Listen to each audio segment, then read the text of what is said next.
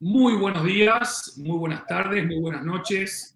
Soy Andy Stallman. Estamos comenzando una nueva edición de Totem Live, edición limitada, con una mirada hacia 2022, de 22 personas brillantes que nos van a alumbrar cómo será el año que viene.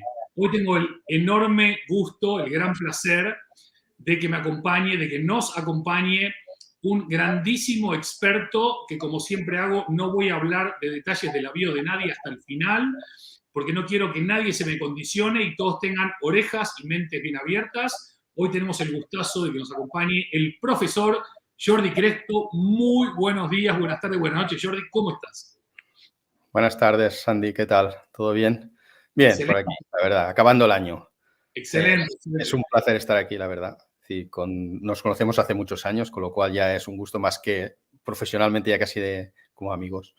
Con lo cual es un gusto estar aquí y poder aportar algunas ideas. Con aportar algunas ideas, y si la gente se queda con alguna idea, ya estaremos contentos. Y charlar un rato.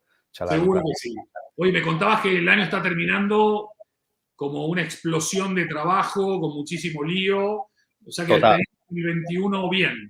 Muy bien, la verdad es que sí, la verdad es que sí. Lógicamente, es decir, después de lo que vivimos el año pasado, es normal. Siempre el año después de un parón es exponencial el crecimiento al final y nos pasa. Y nosotros que estamos en servicios, tú también lo vives, ¿no? Los que estamos en servicios lo vivimos todavía con mayor medida, ¿no? Es decir, al final, en un año donde hay proyectos el año pasado que se congelaron en su momento porque no eran imposibles de hacer, lógicamente, y nosotros trabajando con consumidores es imposible, este año se retoman y encima, pues bueno, pues se acrecienta y el propio crecimiento económico que se da después de lo que pasó, pues bueno, es normal acabar el año a tope, con ganas de acabar y yo creo que continuará 2022 esta cola de cometa que digo yo de crecimiento y de servicios, lógicamente. Buenísimo, buenísimo. Jordi, la idea es poder compartir con todas las personas que nos están viendo en vivo o después, cómo personas que considero brillantes están anticipando el año 2022. ¿Qué tendencias, qué posibles realidades, qué escenarios, qué dolores, qué oportunidades crees que nos vamos a encontrar o vamos a enfrentar en este año que, nada, falta un mes para que arranque? Sí, la verdad es que yo no soy demasiado creyente de las tendencias que se publican, y esto es así, es decir, tú al final cuando lees tendencias publicadas de consumidor, es decir, siempre hablan de lo mismo, digitalización, automatización, la tecnología, tal. Yo creo que hay partes previas que son cambios que se están produciendo y que para mí son los puntos clave, ¿no? Y me había notado aquí algunos y que suceden, ¿eh? Esta semana, por ejemplo, decía cambios en la empresa. Ayer veíamos cómo Marta Ortega, de Inditex, cogerá el relevo de Pablo Isla. Un cambio total, es decir, de perspectiva, de equipo y de futuro, ¿no? Es decir, al final veremos si sale bien o no sale bien la jugada. El CEO de Twitter ha renunciado, el fundador y CEO de Twitter ha renunciado esta semana y sabe que hay un nuevo equipo. Lo de Meta, con Zuckerberg y tal, Facebook, cambios a Meta y ya al metaverso y tal. Es decir, estos cambios de empresas ya incitan que, lógicamente, detrás hay ciertos cambios de paradigma que se van a ir creciendo y yo creo que habrá cambios totalmente. Y esto es un punto clave en cambios concretos. Después, un segundo punto que tengo es decir, las amenazas que tenemos, ¿no? Que no sabes que se concretarán, porque al final venimos de una pandemia que todavía vemos que ahora estamos aquí en España en la sexta ola, pues que empieza, que crece, que no sé qué. En Alemania, ni te explico, y en Austria con otra vez confinamientos y demás. Pero tenemos amenazas como la crisis energética, la crisis de suministros, la inflación.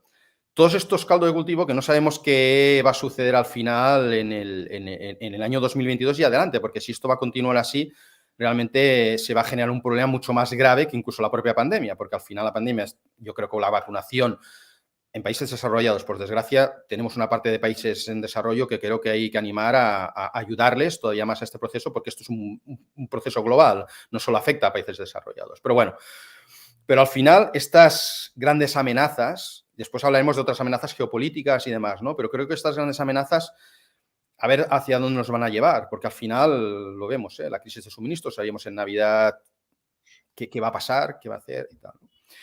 Y después, claro, en tema social tenemos estos cambios políticos, ¿no?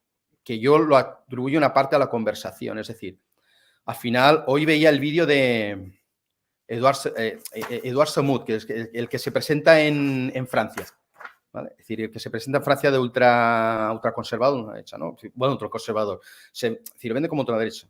Y tú ves el vídeo de 10 minutos y te quedas... Es decir, volvemos a la nostalgia, al origen, al patriotismo, al ser francés y, lógicamente, todo lo que no tiene que ver con esto, como es la inmigración, como está, ¿no? Es decir, al final, yo creo que la conclusión que llevo todo esto es que el marketing, en este caso, no es ajeno, lógicamente, a la conversación. Es decir, lo que sucede con las marcas, lo que sucede en nuestros mercados, nosotros que trabajamos con marcas, lo que sucede con esto no es ajeno a la conversación que existe en la sociedad, ¿no? Claro, esta conversación se está derivando en un proceso para mí complejo. Me apuntaban, es decir, hay una teoría que se llama la espiral del silencio, que es súper interesante, que es una socióloga que es Isabel Noel Neumann, no es nueva, es de los años 40, es decir, de los 1940, no estamos hablando de algo del año de hace 5 años, no.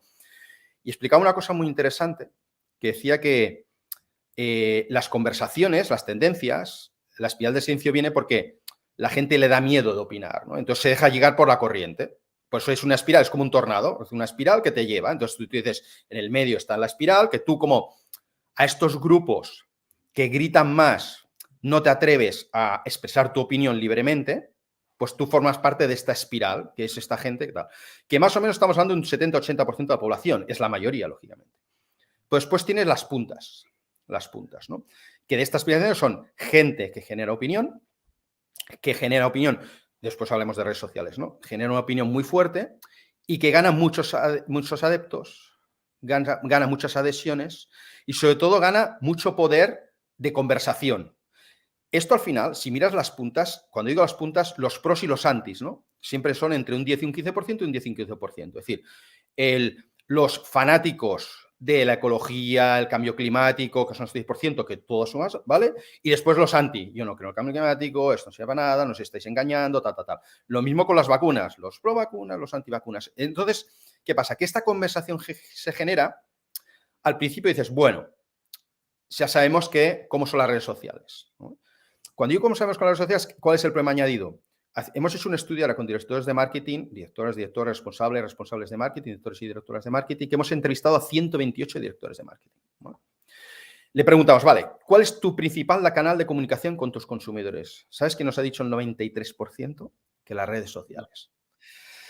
Claro, es decir, ¿dónde va el marketing? ¿A dónde está la conversación? ¿Dónde está la conversación? En redes sociales. Más allá de la conversación, la conversación está en redes sociales. Con lo cual, esto deriva en muchísimos factores, muchísimos, que van más allá del marketing, ¿no? Porque esta conversación, ¿qué pasa? Es una conversación muchas veces ficticia y se generan estas bolsas de radicalidad, de opiniones encontradas, de esta fuerza que es mucho más mayor que mucho más grande que este 70% que, bueno, es esta mayoría que tiene esta espiral del silencio, que dicen, claro, yo me tengo que enfrentar con una antivacunas cada día, con el desgaste que eso supone, por ejemplo. Claro, esto, dices, vale, es el mundo de redes sociales, pero ¿qué implicaciones tiene? Una, por desgracia, esto se está trasladando a la sociedad. Y para mí es uno de los puntos claves en esta estrategia, tanto de marcas como de sociedad. Bolsonaros, Cast. Ahora, yo veo las elecciones en Chile. Chile es un país que adoro mucho, y Latinoamérica, que sé que tenemos muchos oyentes y gente que nos ve desde allí, ¿no? Yo he estado muchas veces en México, en Brasil, en Perú, en Chile, en Argentina. Claro, lo de Chile, han ganado los dos extremos, es decir, los pasan a la segunda muerte, Kast y Boric, que son los dos extremos, tanto extrema, ultraconservador, ultraliberal, contra una persona de extrema izquierda, ultrasocial, tal. Y el centro desaparece, el gris no existe, es blanco y negro y no existe el gris. Estamos viendo con lo que pasará en Francia con esta persona nueva, es decir, populista, que se aproxima y que tiene unas posibilidades de llegar a ser presidente de Francia, ¿no? Un país como Francia, es decir, que dices, vale, Latinoamérica, sabemos las muchas circunstancias históricas que hemos vivido, sabemos, y Cristina habla muy bien el otro día de las elecciones en Perú, bueno, sabemos cuestiones que pueden pasar en Brasil con Bolsonaro, pero esto genera que algo que sucede en las redes sociales se convierte en una realidad, que es que los dos candidatos en un país como Chile, que llegan a la segunda vuelta a enfrentarse para la presidencia, son los dos extremos. Con lo cual esto me lleva a muchas reflexiones, y a reflexiones que ¿qué supone el poder ya no de las redes sociales, sino en qué pensamiento estamos, donde ya no son los extremos, sino que esto nos lleva a descontento y sobre todo a esta concepción que digo yo, que es el largo plazo versus el corto plazo. En las crisis nos dicen, no, las personas tienen que pensar a largo plazo, es decir, no piensen en el corto plazo. ¿Por qué? Porque tú tienes que ahorrar, piensa que viene una crisis, elimina los gastos superfluos, eliminas todo esto. Vale, fantástico. ¿Qué sucede en el corto plazo y largo plazo? Que toda la estrategia marketingiana es cortoplacista. No existe una estrategia a largo plazo. Lógicamente, no todo el mundo es así, pero la inmensa mayoría solo piensa en el mañana. ¿Por qué? Claro, si a ti te envían mensajes como persona, y hablo del traslado de sociedad de imagen, vive al día a día, no pienses en el mañana, disfruta, vamos, que claro, y más con la pandemia, pues disfruta el momento, disfruta el día a día. Claro, esta concepción es como la concepción de esfuérzate y llegarás lejos, trabaja mucho, pues hay gente que no, hay gente que se esfuerza muchísimo y no llega lejos. Vive al día a día, ¿qué pasa? El largo plazo. ¿Qué sucede? En los negocios. ¿Qué pasó en la pandemia? Gente que en 2 meses tuvo que cerrar su negocio. Porque no había hecho un plan de contingencia. Es decir, si viene cualquier elemento externo superfluo, voy a tener un plan de contingencia para aguantar unos meses. Claro, esta cultura del día a día hace mucho daño. Lo traslado a marketing. Yo le llamo la cultura del hype. Creo que se ha publicado por ahí, la cultura del hype. Ahora está muy de moda el término hype, ¿no? Que es esto de se pone de moda 2 días y desaparece. Se pone de moda 2 días y desaparece. Cuando las redes sociales es la principal herramienta de comunicación entre marcas y entre el consumidor y las marcas, ¿qué pasa? Acá vivimos del hype, vivimos de a ver quién la dice más grande ese día, quién la dice más gorda, quién la dice más bárbara, quién la dice más tremenda. ¿Por qué? Porque al final este impacto. El otro día salía publicado en la American Marketing Association, salían que los consumidores recibimos 247 impactos de marketing al día. 247 impactos de marketing al día. Claro, si tú eres una marca y quieres impactar en estos 247 puntitos diarios, tienes que destacar. Y tienes que destacar por encima. Y es igual lo que digas. Es decir, este cortoplacismo hace que, bueno, yo voy a esta conversación que sé que va a durar 2 o 3 días, como mucho, pero ya estoy ahí en este momento de hype. Estoy en este momento de hype. Y entonces vivimos de momentos de hype, pensando en el corto plazo, nunca en este largo plazo. En el tema político-social sucede lo mismo. Yo pongo ejemplo, el otro día una conversación que tenía en una conferencia que hice, hablaba de Afganistán. Me decía, vale, imaginaos el caso de Afganistán. Hace 4 meses, Afganistán era el fin del mundo. Vemos las menciones de Afganistán en su momento con los talibanes, los kurdos, las mujeres, que tal, que no sé qué, no sé cuántos, y veías un pico, todo el mundo hablando, manifestaciones, personajes públicos manifestándose, políticos hasta... ¿Y dónde ha quedado ese tema ahora? Vemos la conversación, mirad a Afganistán ahora, buscar, hay gráficos publicados en Twitter y por ahí que ven la conversación, ¿no? Es cero, ya ha pasado, ya está, siguiente tema, ya está, siguiente tema. Con lo cual, si no existe este pensamiento a largo plazo y vivimos del corto plazo, las marcas lo que hacen es lanzar mensajes exagerados, sin estrategia. Es decir, lo que quiero es impactar, me es igual cómo, quiero impactar y me es igual cómo. Y esta pérdida de estrategia, el problema que es que deriva en marcas perdidas, que no saben muy bien a dónde atenerse, y genera que este impacto social, lógicamente, como el político de turno que hizo la barbaridad de turno ese día, porque oye, tengo que salir en los medios, tengo que salir allí y vemos auténticas barbaridades. Es decir, al final, digo, el marketing y las marcas no dejan de ser un reflejo de la sociedad. Con lo cual, esta sociedad nos lleva hacia aquí, nos lleva hacia este hype. Es decir, pongo el ejemplo muy claro de, yo soy de Barcelona, del Barça, la campaña que hubo presidencial, tú me dices, se ganó por una lona en Madrid. Un impacto de una lona en Madrid que conocerás, que decís, con ganas de volver a veros. Y Luis Carrascos, que es amigo, lo clavó. Dice, mira, una lona en Madrid y con eso ganaron las elecciones. Es decir, un punto, un día, una clave, una inversión mínima, una lona con muy buen pensamiento creativo, pero ya está, cortoplacismo, 3 días, ganó las elecciones, ya está. Claro, este corto plazo nos llega a largo plazo. Nos lleva a largo plazo. ¿Cuántas personas están pensando a largo plazo? Y eso para mí es un punto clave, es decir, porque el cortoplacismo nos lleva a mensajes muy radicales, entre comillas. Ya no hablo de temas políticos, porque es un punto aparte, es decir, temas de marcas, de implicaciones, ¿no? Y después todo el resto que podemos estar debatiendo aquí, es decir, me hace mucha gracia cuando hablamos, por ejemplo, de sostenibilidad, ¿no? Es decir, la sostenibilidad es un punto clave, lo sabemos. Las marcas son un punto clave en la sostenibilidad. Claro, dicen, no, el consumidor busca sostenibilidad, sí. Todo el mundo busca sostenibilidad, vale.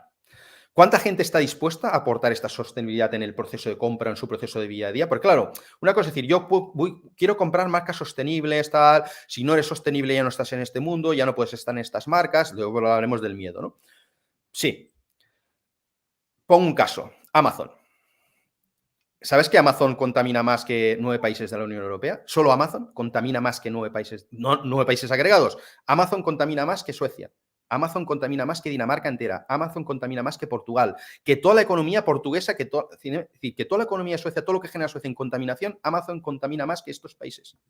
Con lo cual digo, vale, yo soy sostenible, sí, yo compro productos sostenibles, está. Pero compras por Amazon. Amazon es decir, aporta más de 50 millones de toneladas de CO2 al año. Y todo el e-commerce aporta 200 millones de toneladas de CO2. Con lo cual, claro, que soy sostenible de 9 a 3, pero de 4 de la tarde a 8 ya no soy sostenible porque, claro, me llega el paquete de Amazon y, claro, es la comodidad, el convenience, ¿no? Entonces vivimos en esta dualidad, ¿no? Es decir, al final queremos expresar este concepto de sostenibilidad que está muy bien, que está, lógicamente, eso faltaría, ¿vale? Con los temas políticos ya hemos visto el fracaso de la cumbre, que al final siempre son cuadros intermedios, digamos, bueno, el compromiso, pero el compromiso queda ahí. Entonces, claro, la Agenda 2030 de la ONU de los ODS está fantástico el Carbono Cero 2050, yo creo que se está trabajando, lógicamente, pero con el consumidor al final dice, vale, yo soy sostenible, pero claro, esa sostenibilidad se aguanta primero en productos, pero estoy comprando en Amazon porque el e-commerce está creciendo y es así, con lo cual Amazon ¿vale? Y después, claro, viene la segunda variable, que es el precio. Claro, ¿los consumidores están dispuestos a pagar más por un producto sostenible? No. Y no es así, porque le dan la transferencia al productor, a la marca. Es decir, si tú quieres ser sostenible de marca, es tu problema, no es mi problema como consumidor. Tú quieres ser sostenible, me parece fantástico. Yo te compraré porque tú mereces esta sostenibilidad. Pero yo no voy a pagar €1 más, por $1 más, €1 más, $1 más por tu producto, lo siento. Es tu responsabilidad, no es mi responsabilidad. Con lo cual, todo esto nos lleva a que vivimos una serie de mensajes que nos llegan desde el punto de vista de marcas, de marketing y de estrategia, que son muy difíciles de asumir muchas veces, ¿no? Porque el otro día hemos hecho un estudio, 10 países ODS, que es súper interesante, está publicado en una web, si alguien lo quiere que te escriba a ti, Andy, o me escriba a mí, es decir, que está publicado y es libre, es decir, es gratuito, y dice cosas muy interesantes, porque nos basamos en la sostenibilidad, pero los ODS, por ejemplo, son muchas más cosas. Es educación, es pobreza, es ciudades, es igualdad de género, por ejemplo, que es un tema fundamental hoy en día, la igualdad de género, clarísimo. Pero estos puntos, sí, vale, muy bien. Pero lo verde, lo sostenible. Con lo cual, las marcas, yo lo tengo que comunicar, hemos hecho un estudio en España que nos dice que le preguntas a una persona, dime una empresa, una marca, cualquiera, que está trabajando en sostenibilidad. Hay casi un 60% no es capaz de citarte una. No 2 o 3, una. Hay un 60% que no es capaz de citarte una marca. Con lo cual estás diciendo, hay un 60% de población con toda esta ola que viene de sostenibilidad, que llevamos ya un par de 3 de años con un auge todavía mayor, y en un país como España, digamos, Unión Europea, hay un 60% de población que no es capaz de citar una marca que esté trabajando en la sostenibilidad. Con lo cual, al final dice, hay mucho camino a recorrer. ¿Por qué? Porque al final este concepto de sostenibilidad, yo siempre lo hablo como si fuera el salto de pértiga, ¿no? Es decir, que hay un listón que tú tienes que saltar por encima. ¿Qué pasa? Que las marcas en sostenibilidad están saltando por debajo. Es decir, porque me bajes un 20% el plástico de una botella, como tengo aquí, vale. Es que para mí para el consumidor, esto no es sostenibilidad, es que es algo sí o sí. Con lo cual, tú crees que estás saltando por encima de la pértiga y estás consiguiendo récords. No, marca, es que tú estás saltando por debajo de la pértiga. Es que no estás llegando a este nivel. Ahora, Jordi, una lectura brillante, sintética, contundente sobre dónde estamos, ¿sí?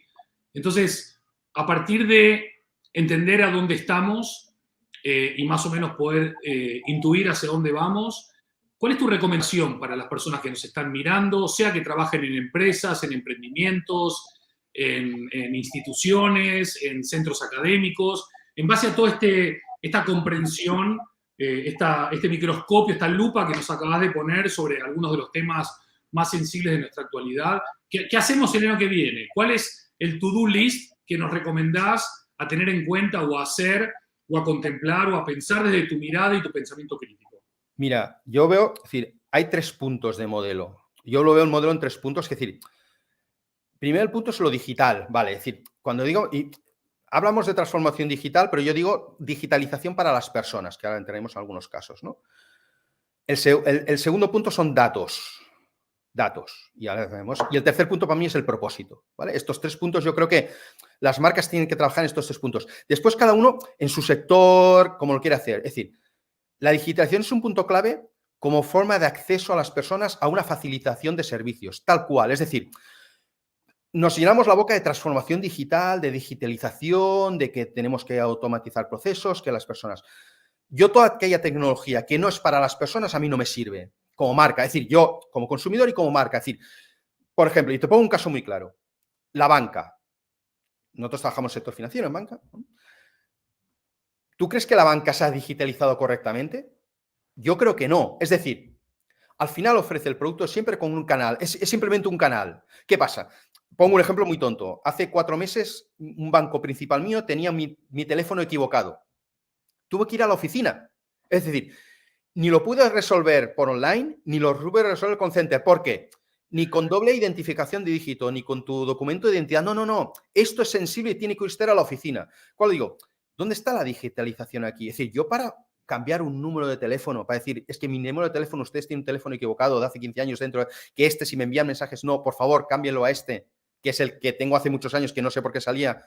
Yo tuve que desplazarme a la oficina física a cambiar este número de teléfono y hablar con un gestor. Con lo cual, claro, esta digitalización que decimos, no, al final la gente lo que busca la digitalización es esta facilidad. Punto, nada más. Es decir, lo que quiero es hacer mi vida más fácil y la digitalización lo que tiene que hacer es mi vida más fácil. Entonces, marcas aprovechen para hacer la digitalización más fácil.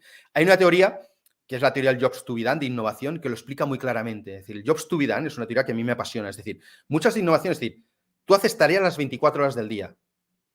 Haces tareas desde dormir, desayunar, transportarte, ir al trabajo, desayunar, comer, vestirte. Con todo esto tú buscas las mejores soluciones para cada una de ellas. Si tú eres una marca que estás en un mercado de estos, que yo le llamo este entorno competencial, tienes que buscar la mejor solución para esas personas. Punto. Ya está.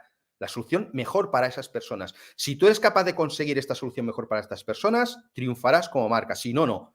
Con lo cual, esta solución, desde el punto de vista de digitalización, pasa por ayudar a estas personas en este concepto. Por eso yo, para mí, cuando hablamos de metaversos y tal, tú ponías el ejemplo el otro día, publicabas, ¿no? Este país que se ha puesto la embajada en... No sé Barbados, cuál era. El primer país del mundo en abrir una embajada en el metaverso. Me recuerda al Second Life cuando la gente quería comprar parcelas. Que la gente dice, no, compra una parcela porque estarás al lado de Zara y estás al lado de Gucci. A ver, que esto no es el metaverso, es decir, no estamos hablando de comprar parcelas. ¿Por qué? Porque si al final esto queda en un contenido vacío digital, que no hay nada más que solo el hype que decíamos de, bueno, voy a comunicar que estoy aquí porque esto me hace moderno, cool, me hace tecnológico, me hace... Vale, pero es vacío, es decir, rellénalo de contenido apropiado. Es decir, si esto funciona, que tú eres un habitante de este país y tú puedes resolver muchos de estos problemas cotidianos que puedas tener a nivel embajada, a nivel tal, desde fantástico, porque esto resuelves esta digitalización. Y para mí esto es un punto clave, porque las empresas están muy lejos de esta transformación digital, porque nos llevamos la boca del miedo. Y esto es así, es decir, grandes consultoras, es decir, viven del miedo, es decir, el miedo se ha instalado en esto, en el proceso. Y yo muchas veces también soy culpable en procesos que vendes, porque a veces piensas, ostras, Jordi, cuidado, porque a veces nos pasa que nos aceleras este concepto del miedo, es decir, no, transfórmate o mueres. Claro, este mensaje lo llevan dando las compañías, es decir, este mensaje llega a las marcas, transfórmate o mueres, transfórmate o mueres, transfórmate o mueres. Tú y yo que conocemos el retail, mal de lo mismo. Vale, sí, perdonen, pero explíquenme cómo, que sea factible. Es decir, transformar digitalmente no es comunicar ni tener una cuenta de TikTok y hacer el divertido con el consumidor. No es transformación digital. Transformación digital son soluciones factibles para hacer más fácil la vida al consumidor. Ya está. ¿Por qué la banca fintech está triunfando? ¿Por qué? Porque lo que hace es procesos mucho más sencillos, en principio. ¿Por qué? Pongo paréntesis. ¿Sabes la noticia? N26, este banco alemán, ha cerrado 500.000 cuentas en Estados Unidos. ¡Ha cerrado! operaciones en Estados Unidos. N26, que es uno de los bancos mundiales más famosos a nivel de, digamos, de digitación pura, porque eso no nace como un banco tradicional, ha cerrado 500.000 de cuentas en Estados Unidos. Las ha cerrado, es decir, ha cerrado operaciones en Estados Unidos. Nos vamos, traslade su dinero donde quieras, que nosotros nos vamos de aquí. Entonces, el diseño, el ser cool, el ser moderno, el tener un buen... No es suficiente un buen layout, es decir, tienes que tener un producto detrás y un servicio detrás, por si no, ¿qué pasa?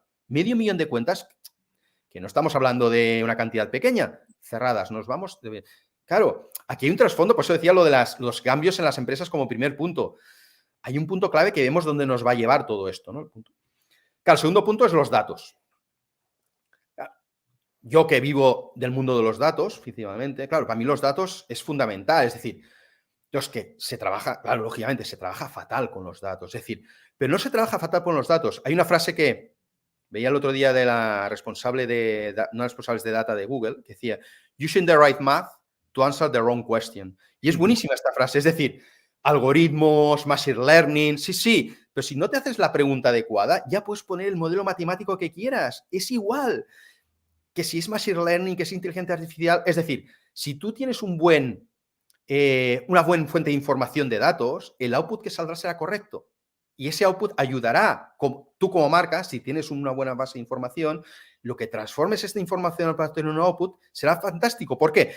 Pero pregúntate, es decir, yo siempre he querido que, y a los clientes les digo, no, más que formularte el output, formúlate qué respuestas quieres resolver.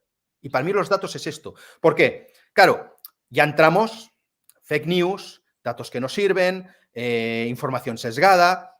Claro, es decir, todo esto no es un caldo de cultivo correcto para obtener un buen output de datos en este sentido. Con lo cual dices, sí, para mí los datos, el futuro están los datos. Sí, porque esto es lo que nos da certidumbre, clarísimamente. Es decir, cuando nosotros estamos en un proceso de vacunación, que nos den el dato de la efectividad de la vacunación, esto para mí es certidumbre.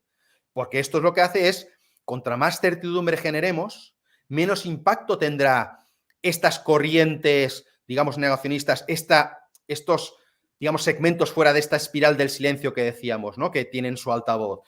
Contra más podamos desmontar esta altavoz, la sociedad vivirá más tranquila, será más neutra, será más colorida, más grises, con más gamas de colores y no estos blancos o negros de los extremos, ¿no? Con lo cual, para mí por eso los datos son fundamentales, pero sobre todo entender que no es matemática solo, sino es hacerte las preguntas adecuadas como marca, ¿no? Y el tercer punto es el propósito, que es lo que comentábamos, es decir, las marcas tienen que tener un propósito, ya lo sabemos y lo estamos viendo, pero ese propósito se acorde con una estrategia. Porque si no se acorde con una estrategia, no sirve para nada. El greenwashing, los propósitos vacíos, lo que decíamos del hype. Ahora mira, porque está de moda, hago la campaña del día del lacito rosa contra el cáncer, porque mira, me interesa, porque como marca tal. Cuando es el día de la mujer trabajadora, pues hago el día de la mujer y me importa el mundo de la mujer, pero después durante 364 días ya no hablo nunca más, no. Es duro, pero es así. Es que las marcas se tienen que involucrar mucho más en estos propósitos, porque si no, al final, el consumidor no es tonto. Ojo, yo cada vez tengo menos claro que el consumidor sea un consumidor empoderado. Y mira que estoy diciendo, que es grave. Es decir, esto del consumidor empoderado, yo creo que, es decir, a tú y a mí que nos gusta el fútbol, es como, yo doy la pelota al consumidor que juegue, que luego ya lo mataré al contragolpe, ¿no? Es decir, juega, que luego ya te mataré al contragolpe. ¿Por qué? Porque yo pienso que muchas veces creemos que tenemos el control y realmente no lo tenemos. Te pongo un ejemplo muy básico. Amazon. En la Universidad de UCLA ha hecho un estudio con 1.500 productos tecnológicos. ¿Sabes el número de reviews falsas que existían? 61%. El 61% de 1.500 productos tecnológicos analizados, el 61% de las reviews eran falsas. Es decir, estamos tomando decisiones de compra con información falsa.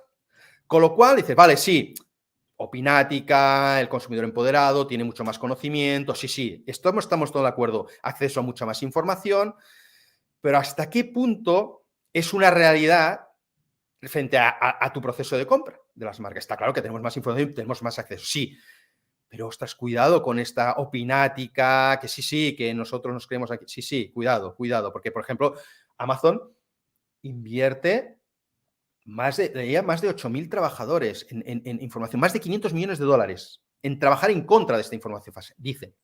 500 millones de dólares solo de inversión para intentar eliminar estas reviews falsas, ¿no? Esto es un problema, claro, porque estás tomando, lo que decíamos, si tú tienes datos falsos, el output que traen. Si tú tienes estas reviews te impactan, compras ese producto, no es real, no es real, no es real. Claro, entonces esto para mí es un punto clave, es un punto clave, no es un punto clave, es un punto clave importante, ¿no? Y entonces para mí es esto, es decir, al final es esta digitalización que sea cercana a las personas, es decir, que esta tecnología la hagamos próxima, estos datos que sean relevantes para tomar buenas decisiones y después este propósito, que las marcas tengan un propósito, que las empresas tengan un propósito, pero de verdad, firme, que no sea el día de y la hora de, porque esto no sirve ya al consumidor, en este sentido sí que no es tonto. Y aquí tenemos mucho trabajo a hacer, porque las marcas creo que todavía están lejos de esto, lógicamente por imperativo, ¿no? Por imperativo. Wow, Jordi, impresionante, ¿eh? Wow. Respira, bebe agua, ¿eh? Toma oxígeno. Entonces, No. Desde el punto de vista de lo que dices, ¿es posible que el año que viene sigamos aceptando la mentira como verdad, ya sea porque es manipulación, ya sea porque es fake news, ya sea porque no podemos discernir? ¿La sostenibilidad va a ser una moda o realmente vamos a poner cada uno lo que tenemos que poner para ser sostenibles y no poner todo en el gobierno o en las empresas? Vamos a empezar una era de compartir data con un modelo mucho más de beneficio compartido, empresas, clientes, gobiernos, ciudadanos. El propósito dejará de ser un eslogan bonito y va a ser realmente la forma de empezar a construir o transformar marcas mejores. La digitalización, que no está al servicio de lo humano, es plata tirada a la basura. Empieza un nuevo compromiso con el planeta, con la sociedad, con nuestros pares o no. Es la era de los extremismos y estas minorías dominantes, estas minorías ideológicas dominantes, van a ser las que más ruido hagan y por lo tanto van a potenciar los extremos. Y vamos a seguir siendo como consumidores cómplices del no cambio. El escenario es entre alentador y un poco pesimista, realista, pero pesimista. ¿Cómo nos movemos en este entorno? Vamos, es un resumen fantástico y perfecto. Yo soy optimista de por sí. Okay. Es decir, cuando yo soy optimista de por sí, ¿por qué? Porque al final el consumidor, primero, el consumidor no es tonto en este sentido, ¿vale? Entonces, ¿qué pasa? Con toda esta información, yo creo que al final las empresas, si quieren crecer, desarrollarse y seguir en el mercado, todos estos que has explicado tienen que adoptarlo sí o sí, es decir, esta digitalización humana, este propósito que no sea un mero punto por cubrir el expediente, no. Este desarrollo de la ecología, del medio ambiente, de preocuparse por el planeta, vamos, yo creo que esto tiene que ser sí o sí. Yo soy optimista.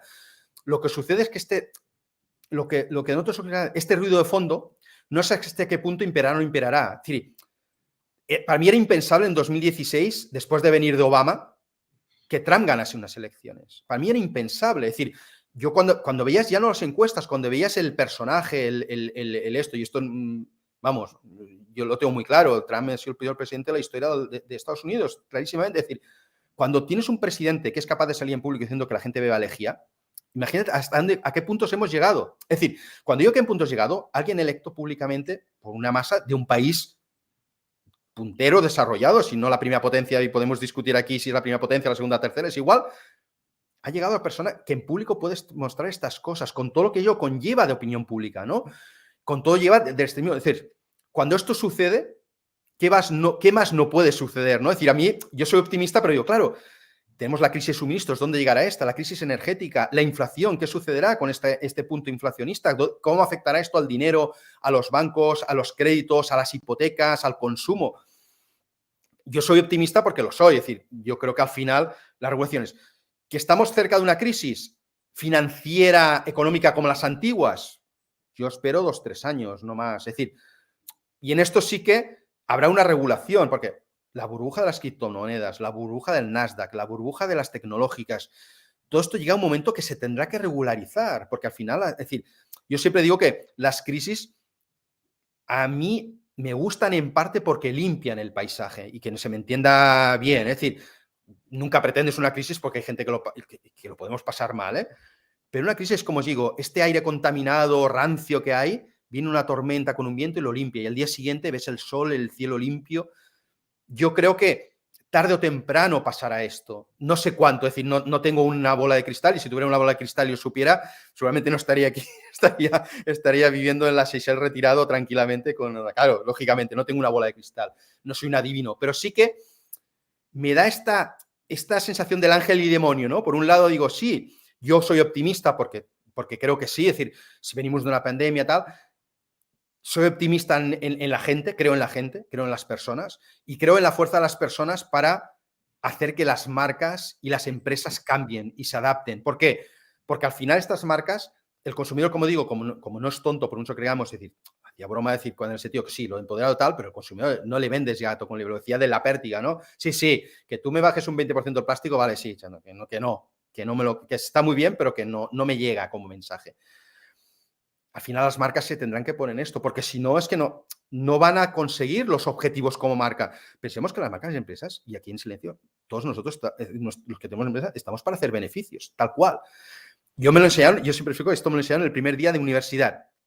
En economía de la empresa, el primer día de universidad dijeron, el objetivo de cualquier empresa es maximizar su beneficio. ¿Qué ha cambiado? Que antes era la coletilla que hacíamos, como sea, es igual, que hay una parte del mercado así, la codicia todavía existe, tal, pero esto ha ido derivando a que, sí, haces el máximo beneficio, pero ya no como sea.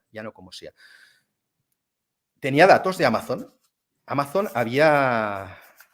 tenía por aquí datos, creo que facturaba en Europa 55.000 millones de euros. ¿Sabes cuánto ha pagado de impuestos?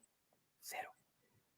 Claro, es decir, una empresa que la facturación por trabajador de Amazon en Europa, en los 9 países, ¿sabes cuánto es? 8,4 millones de euros. Es decir, cada empleado de Amazon factura, es decir, tiene un ingreso de 8, ingreso.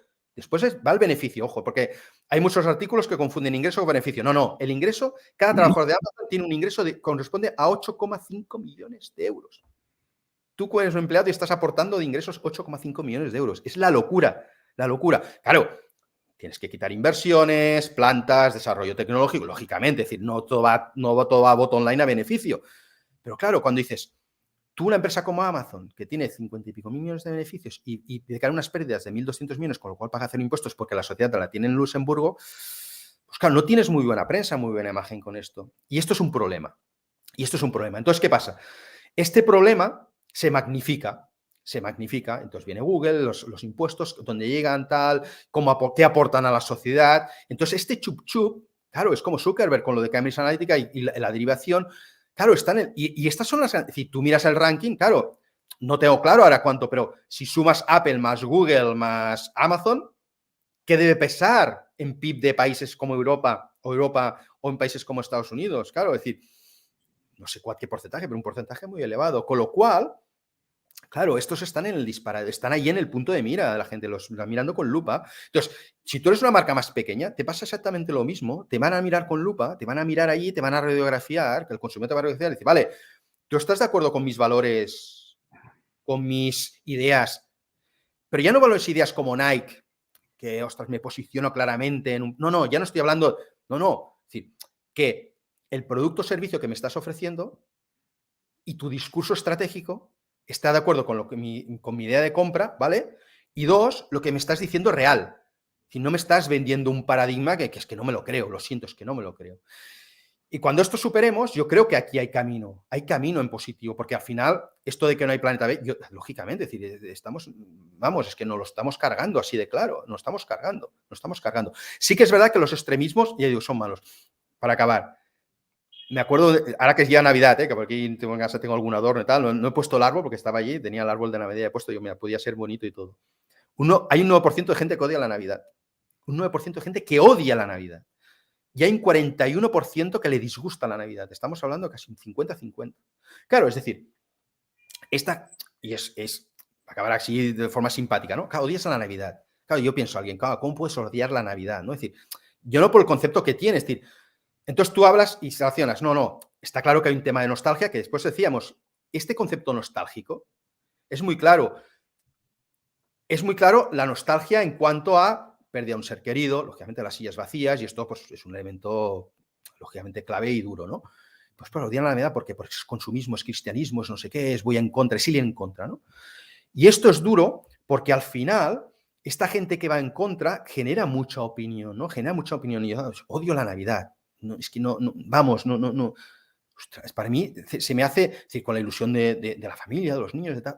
Es curioso esto, ¿no? Y entonces, claro, al final derivas en un punto que es, la conversación tiene que ir por aquí. Yo no hablo nunca de odio, no me gusta. Entonces, claro, tenemos que tener cuidado con esto, ¿no? Es decir, en estos temas. Con lo cual, al final, yo creo que, vamos, resumiendo, creo que hay camino para hacer, ¿eh? Las marcas, con esto que decíamos, ¿no? Digitalización, datos, propósitos, sostenibilidad, pensamiento a largo plazo. Yo creo que hay mucho camino a hacer y que el consumidor al final es importante que estés en este punto, ¿no? Es importante estar en este punto, es muy importante, es muy importante. Excelente, excelente. Jordi, se nos ha ido el tiempo. Este problema de la escasez de tiempo que tenemos o de la gestión del tiempo, pero antes de irnos te tengo que pedir un favor que se lo pido a todos los invitados, a todas las invitadas. Imagínate que estamos el 31 de diciembre, están dando las campanadas, ya te has comido las uvas o no, tienes la copa levantada con tus seres queridos y quieres desear 3 cosas para el año 2022, ¿sí? Dejando de lado lo obvio de la familia, el amor, la salud, que eso es obvio que viene en el paquete, ¿no? Pero ¿qué otras cosas por encima o además de estarías dispuesto a brindar ese 31 de diciembre de cara a nuestro querido 2022? Me pones complicado, ¿eh? Porque además de salud, cariño, amor, demás. Mira, un primer punto es ser agradecido. Brindar por ser agradecido. Yo creo que al final este concepto de dar gracias y de pedir perdón, muchas veces, dar gracias y pedir perdón, yo creo que es un punto clave, un punto clave. Yo diría, brindaría por ser agradecidos en 2022, ¿vale? Brindaría porque brindaría por eliminar tensión en general, es decir, brindaría por, es decir, más allá, digamos, más allá de salud, familia, cariño, amor y demás, hablaría por esto, eliminar tensión, es decir, que el mundo fuera más respirable, más afable, que en la conversación no fuera tan extrema en todo, es decir, ya no hablo de un tema político, hablo cualquier cosa, es decir, que hablas de, ay, la tortilla con cebolla o sin cebolla, eres un cebollista, no, ¿vale? Pues no, oye, respiremos que todo el mundo puede tener su opinión y todo el mundo puede tener su ordura y seamos cuerdos en esto, ¿no? Y en tercer punto, que tengamos este halo de empatía, que miremos hacia los demás. Es decir, para mí ser agradecidos, esta conversación menos y esta empatía, es decir, este concepto de empatía a mí me gusta. Yo soy un apasionado y tú conoces también, es decir, que somos una persona de la empatía en el sentido de que pensar en los demás, no ser egoístas, ponerte en la piel de otra gente, ponerte en la piel en este caso con la pandemia de otros países, que ayudemos a otros países, que ayudemos a las personas, que tengamos este concepto de altruismo, porque para mí el mundo mueve esto y esto es la energía que mueve el mundo. El resto, marcas y campañas, lo que quieras y análisis de consumidores, esto es, al final lo que mueve el mundo para mí es, una parte es la empatía, la sinceridad y el ser agradecido. El resto es sucedáneo y que, vamos, que nos podamos abrazar, conversar tranquilamente, hablar y que tengamos esto. Y para mí son los 3 puntos clave. Pues gracias por iluminarnos, por tu generosidad, por tu empatía, gracias por tu tiempo. Brindo por todo lo que tú brindas. Salud, un abrazo enorme. Muchísimas gracias en mi nombre, en nombre de todos los que hacemos Totem Live y de todas las personas que nos acompañan en varios países, que seguramente se quedan con muchas reflexiones y muchas cosas para no solamente contemplar, sino poner en valor en este apasionante 2022 que ya comienza. Así que, Jordi, un abrazo enorme. Y un placer enorme estar contigo, haber estado este rato, vamos, y feliz 2022 a todo el mundo, que acabe muy bien, desear a que todo el mundo que acabe muy bien el 2021 y que el 2022 con más fuerza, energía y vitalidad y empatía y todo. Generosidad. ¿Vale? Muchas gracias, Andy. Hasta la próxima. Un abrazo a todos. Un abrazo a todos. Gracias. En la próxima edición de Totem Live 22, Mentes Brillantes, para alumbrarnos el año 2022. Un saludo, que estén muy bien. Hasta la próxima.